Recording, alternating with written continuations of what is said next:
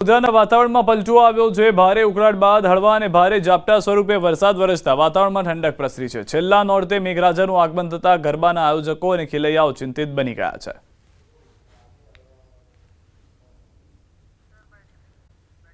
પ્રથમ વખત સરદાર સરોવર છલોછલ થયો છે। નર્મદા ડેમ 138.68 મીટરની સપાટીએ પહોંચ્યો છે। માં નર્મદાના વધામણા સીએમ ભૂપેન્દ્ર પટેલ દ્વારા કરવામાં આવ્યા। માં નર્મદાના નીરને નારિયેળ અને ચૂંદડી અર્પણ કરી માના વધામણા કરવામાં આવ્યા। નર્મદા ડેમના 5 ગેટ ખોલવામાં આવ્યા। હાલ નર્મદા ડેમના 5 ગેટમાંથી 60,000 ક્યુસેક પાણી છોડવામાં આવી રહ્યું છે। હાલ નર્મદા ડેમની સપાટી 138.68 મીટરે પહોંચી ગઈ છે।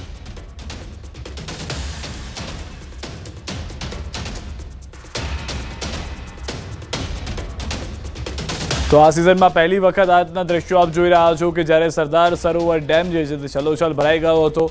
આ પહેલા પણ અનેક વખત ડેમના દરવાજા ખોલવા પડ્યા હતા, પરંતુ છલોછલ ભરાયો ન હતો। આજે છલોછલ ભરાઈ જતા મુખ્યમંત્રી ખુદ પહોંચ્યા હતા। જળના વધામણા પણ કરવામાં આવ્યા હતા। સમગ્ર ગુજરાતમાંથી જીવાદોરી સમાન આ સરદાર સરોવર ડેમ માનવામાં આવે છે।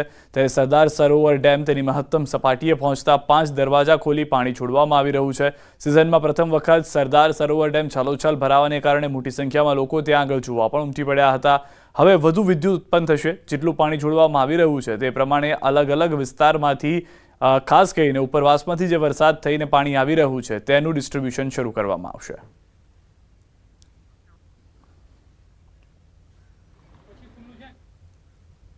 हाल जो गुजरात की जीवादोरी सरदार सरोवर नर्मदा डेम है, जे नर्मदा डेम जेनी महत्तम सपाटी बतावता हाल जे गुजरातना मुख्यमंत्री भूपेन्द्र पटेल द्वारा एमना વધારણા કરવામાં આવ્યા। કહી શકાય કે જે ઉપરવાસમાંથી મોટી માત્રામાં પાણીની આવકને લઈ ઉત્તર નર્મદા ડેમની સપાટી વધી હતી। આ સપાટીને લઈ હાલ જે ઉપરવાસમાંથી પાણીના આવરણને લઈને આજે 1 ઓક્ટોબર 2025ના રોજ કહી શકાય કે જેની મહત્તમ સપાટી 138.68 મીટર છે જે વટી ચૂકી છે। અને હાલ જે ગુજરાતના મુખ્યમંત્રી ભૂપેન્દ્રભાઈ પટેલ દ્વારા માં નર્મદાના નીરને ચૂંદડી અને નાળિયેર આપી અને અર્પણ કરી અને જેના વધામણા કરવામાં આવ્યા છે। ખાસ કહી શકાય કે જે નર્મદા ડેમ જે છે જે ડેમના ઉપરવાસમાંથી જે પાણીની આવક લઈ જે મહત્તમ સપાટી બતાવી ત્યારે જે ગુજરાતના મુખ્યમંત્રી ભૂપેન્દ્રભાઈ પટેલ છે તેના દ્વારા હાલ નર્મદા ડેમના 5 ગેટ પણ ખોલી દેવામાં આવ્યા છે અને લગભગ 50 થી 60,000 ક્યુસેક પાણી જેટલું ખોલાતા હાલ જે નર્મદા ડેમ જે છે એ નર્મદા ડેમના વધામણા આપણી સાથે સાંસદ મનસુખભાઈ વસાવા છે। સાહેબ, નર્મદા ડેમના વધામણા કરવામાં આવ્યા। બહુ ગુજરાત માટે ગૌરવની વાત છે કે નર્મદા ડેમ ના વધામણા મુખ્યમંત્રીના હાથે કરવામાં આવ્યા અને ગુજરાતના માટે બહુ ભલું છે અને બહુ સારી બાબત છે। ગુજરાતના મુખ્યમંત્રી દર વર્ષે આ સમયે નર્મદાના વધામણા કરે છે। ગુજરાતના વિકાસના માટે ખૂબ જરૂરી છે। સાહેબ, આવનારા દિવસોમાં આ પાણી કેટલું ઉપયોગી થશે ખેડૂતોને? ભૂતકાળમાં પણ બહુ ઉપયોગી થઈને આવનારા દિવસમાં પણ ઉપયોગી થઈ જાય। અમારી ગાડી આવી ગઈ। બિલકુલ, આ હતા સાંસદ મનસુખભાઈ વસાવા, જેઓનું ખાસ કહેવું છે કે જે ગુજરાતના મુખ્યમંત્રી જ્યારે વધામણા કરવા આવ્યા તેમની સાથે સાંસદ ભરૂચના મનસુખ વસાવા, છોટાઉદેપુરના સાંસદ જસુભાઈ રાઠવા અને અનેક નેતાઓ જે છે તેમની સાથે આવ્યા હતા અને હાલ માં નર્મદાને ચૂંદડી, નાળિયેર અને દૂધ અર્પણ કરી અને માના વધામણા થઈ ચૂક્યા છે। ત્યારે કહી શકાય કે જે માં નર્મદા છે હવે જેના 5 ગેટ ખોલાતા નર્મદા, ભરૂચ અને વડોદરાના 27 જેટલા ગામોને સાવચેતના ભાગરૂપે એલર્ટ પણ કરવામાં આવ્યા છે। દીપક પટેલ, ન્યૂઝ 18 ગુજરાતી, નર્મદા।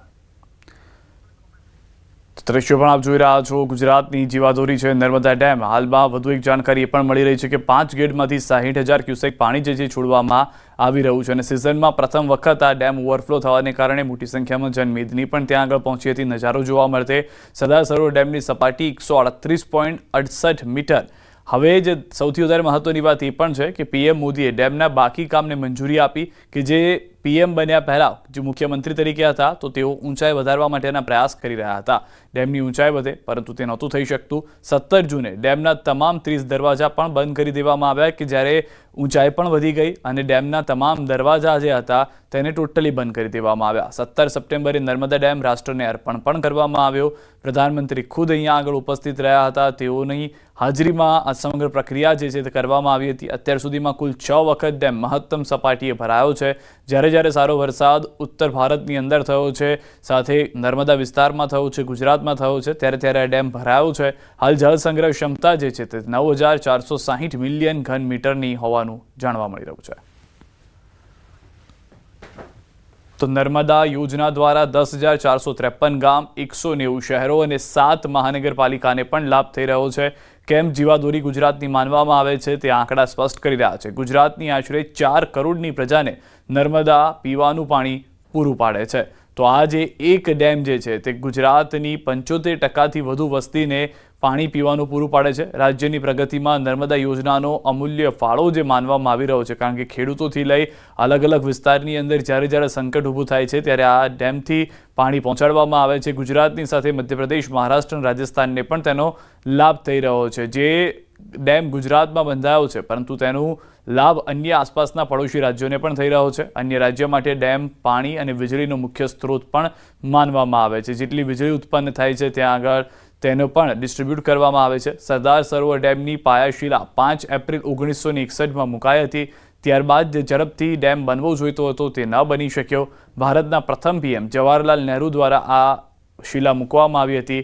સરદાર સરોવર ડેમ નક્કી કરવામાં આવ્યો હતો પરંતુ તે લાંબા સમય સુધી પૂર્ણ કામ ન થયું. 1979માં વર્લ્ડ બેંકના સહયોગથી આ પ્રોજેક્ટને આકાર આપવામાં આવ્યો હતો.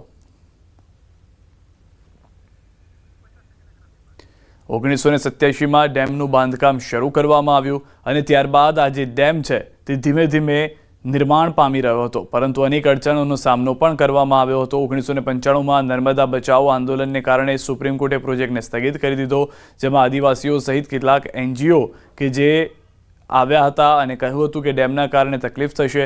2000માં આ પ્રોજેક્ટને ફરીથી શરૂ કરવામાં આવ્યો અને આ પ્રોજેક્ટ જે છે તે ધીમે ધીમે આગળ વધતો ગયો. ડેમના નિર્માણનો જે ઇતિહાસ છે તે અમે આપને જણાવી રહ્યા છે.